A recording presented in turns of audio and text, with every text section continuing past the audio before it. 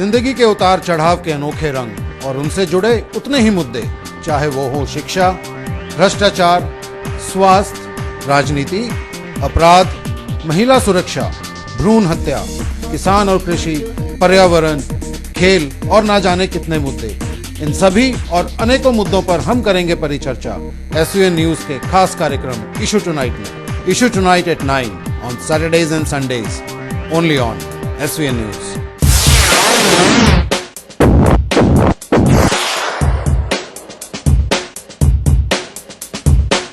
Have our armed forces lost the edge?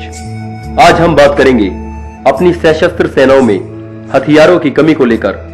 चाहे हम बात करें आर्मी की, एयरफोर्स की या नेवी की, हमारी सेनाओं का हर अंग हथियार और गोला बारूद की कमी से जूझता नजर आता है। और ये स्थिति आज से नहीं, काफी समय से विद्यमान है। कितनी सक्षम है हमारी फौजें देश की सीमाओं को दुश्मन से रक्षा करने में? क्या है इस स्थिति के कारण? कौन है इसके लिए जिम्मेदार? देखा जाए तो इस स्थिति के जिम्मेदार कई केंद्र बिंदु हैं, जैसे हमारे राजनेता जो नीतियां बनाते हैं, उनकी नीतियों में कमी एवं उनका भ्रष्टाचार में लिप्त होना, हमारी हथियार खरीदने की पेचीदा नीतियां और उनका पारदर्शी न होना, हथियार खरीदने के तकरीबन हर सौदे में एजेंटों का लिप्त होना, बड़ी सरकारी संस्थाएं जैसे DRDO व ऑर्डिनेंस फैक्ट्रीज आदि अपने कार्यों में खरा नहीं उतर पाते और उनमें काम कर रहे अधिकारियों को भी भ्रष्टाचार में कहीं न कहीं लिप्त पाया जाना। आज इन समस्याओं पर हम डालेंगे एक नजर और ढूंढेंगे इन समस्याओं के समाधान। Good evening and welcome to yet another issue of Issue Tonight. Our soldiers, our pilots, our airmen and our sailors, they're all brave people. And they proved their mettle time and time again in battle. But what are these brave hearts to do if they don't have enough weapons, guns, ammunition and other systems to fight a war? Simple bravado is not enough in these days. Are we again slipping back to the 1962 era when China thrashed India like a rag doll? Who really is to blame for the position that our armed forces are in today? Is it our politicians? Is it the institutions that deliver to the army like MOD and DRDO? Is it our opaque, difficult and almost impossible arms acquisition processes? Or is it the problem of a simple mindset? So welcome to the Issue Tonight. We'll discuss this and a lot more today on Issue Tonight. Have our armed forces lost their fighting edge? और हमारे इस debate में आज हमारे साथ देंगे professor Wajia, HOD department of defence and strategic studies MDU, colonel Balhara, thank you, and colonel Dalal. Colonel Balhara, मैं आपसे स्टार्ट करना चाहूंगा। अगर हम एक नजर डालते हैं पिछले 10 सालों में, 2001 से 2011 के पीरियड की मैं बात कर रहा हूं, तकरीबन $13 बिलियन के आर्म्स ऑलरेडी इंडिया इंपोर्ट कर चुका है। We have already peaked. In fact, we are the biggest arms importer in the world today. And in the next 10 years, this figure is really mind-boggling and astounding. From 2011 to 2021, India is expected to import arms worth $100 billion. I mean, no wonder big armament companies from across the world are going to make a beeline for Indian shores. They want a piece of the cake. So, what is the real malice? What is the real plague? I mean, that has made us so dependent on these imports.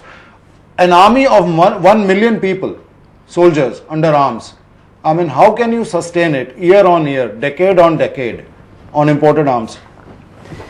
सबसे पहले मैं बताऊंगा कि जैसे अभी आप बता रहे हो 62 में हमारे पास 47 में हमने जब पाकिस्तान के साथ पहला लड़ाई लड़ी थी और उसके बाद 62 में तो हमारे पास 3.3 द बोल्ट एक्शन राइफलें थी। उसके बाद जो है 62 के बाद हमारे को अमेरिका ने M16 राइफलें दी लोन पे। वो राइफलें सिर्फ जो हम यूज कर सकते थे अगेंस्ट चाइना, वेस्टर्न बॉर्डर के लिए हमारे को वो प्रोहिबिटेड थी। Absurd restrictions, I must say.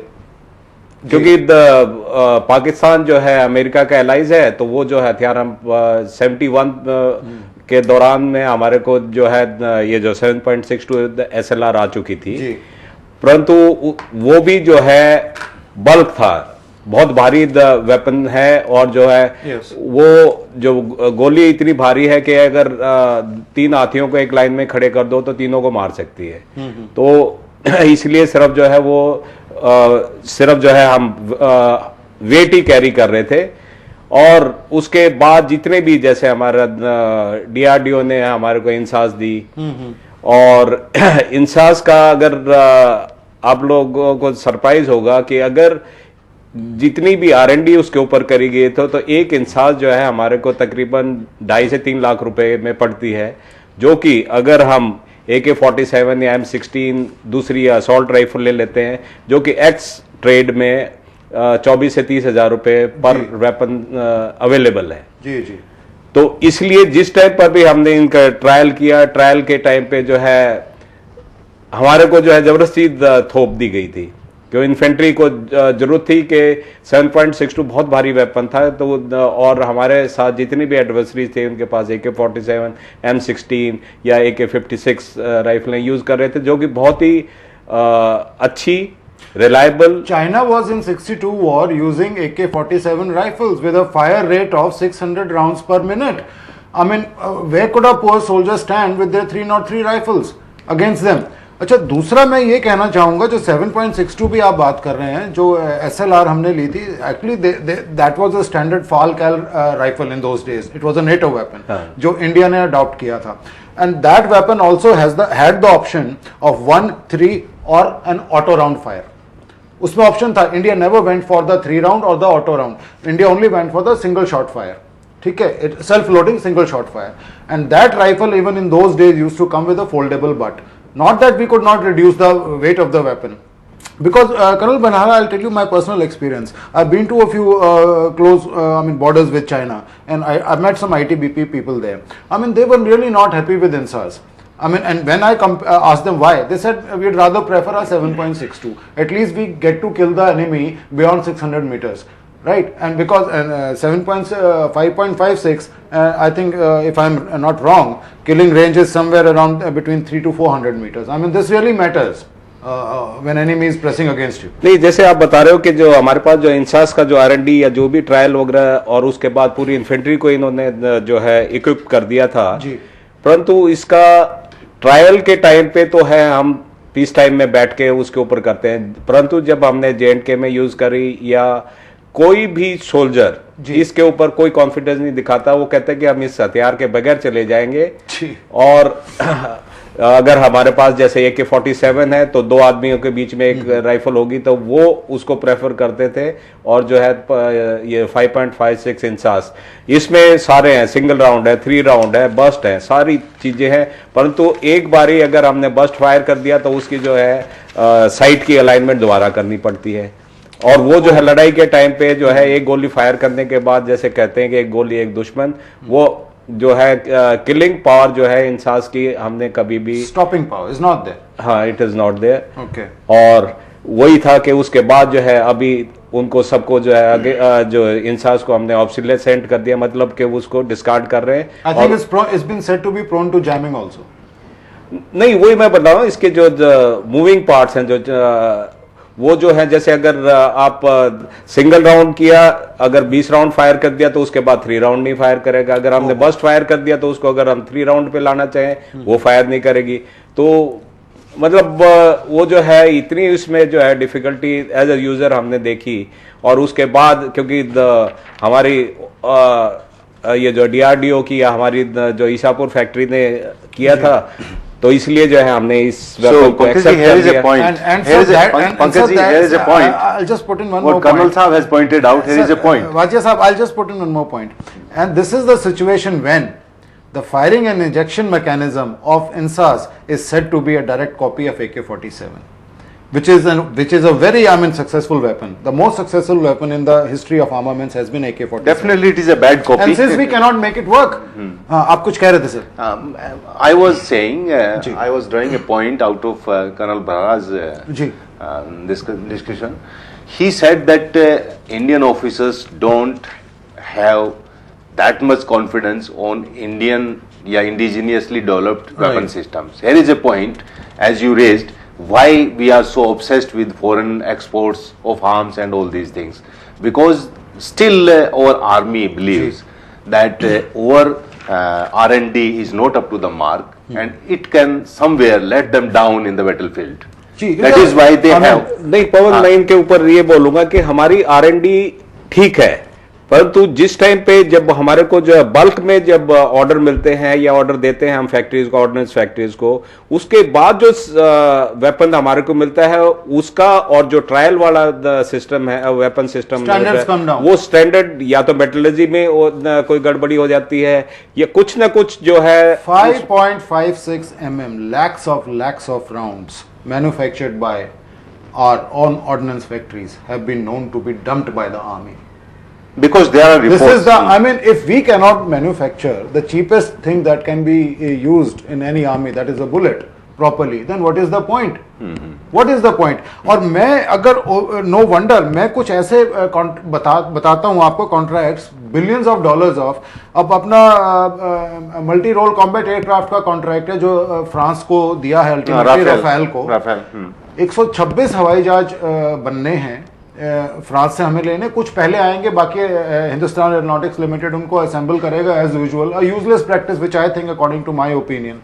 90,000 crore का सर ये सौदा है। उसके बाद मैं बात करता हूं 6 conventional diesel electric submarine scorpion company की फ्रांस से मिलनी है, 50,000 करोड़ का ये सौदा है। 150 millimetre ultra light 155 the same calibre as the Bofors ultra light howitzers, वो आज तक इंडिया ले नहीं पाया। It's got a whole big story behind it, why it happens so. 20,000 का करोड़ का सौदा ये है। 73 बेसिक ट्रेनर्स जो टर्बो प्रॉप होते हैं वो इंडिया को चाहिए, वो सौदा आज तक नहीं हो पाया। It is also in the pipelines. 1850 crore का ये सौदा है। 197 हेलीकॉप्टर्स चाहिए आर्म फोर्सेस को। स्ट्रेटेजिक लिफ्ट आज अपना आर्मी का कितना सफर कर रहा है कर्नल साहब, you can tell us more on that letter on. तो मेरा ये कहने का मतलब है जहां इतने लुक्रेटिव प्रपोजल्स हैं, मतलब such lucrative arm deals in the pipeline, तो ये कंपनीज तो आएंगी ही सर इंडिया में।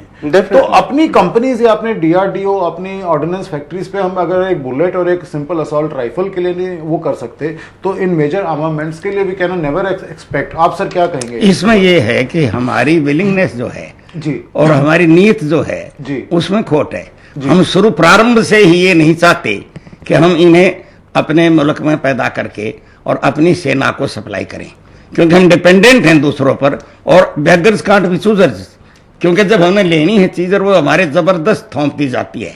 नहीं सर, नहीं कर्नल जलाल, इसके ऊपर मैं आपके साथ, मैं एज ए इन्फेंट्री मैन, मेरे को हथियार चाहिए कि एक गोली एक दुश्मन। बिल्कुल है। अगर अपना जो है अपनी R&D, अपना DRDO या ईशापुर फैक्ट्री या जो है खमारिया जहां पे हमारा अम्नेशन बनता है, अगर वो मेरे को जो है, मैंने खुद देखा है खमारिया में जब बुलेट भरते हैं मैनुअली, वो वहीं पे बीड़ी पी रहे हैं तो इसीलिए एक्सीडेंट होते हैं। वो जब बुलेट वो जो खोखा भर जाता है हाथ से हिला देते हैं। अभी उसके अंदर ये नहीं पता कितने ग्रेन अंदर चला गया है। वही गोली 100 मीटर भी जा सकती है, 200 मीटर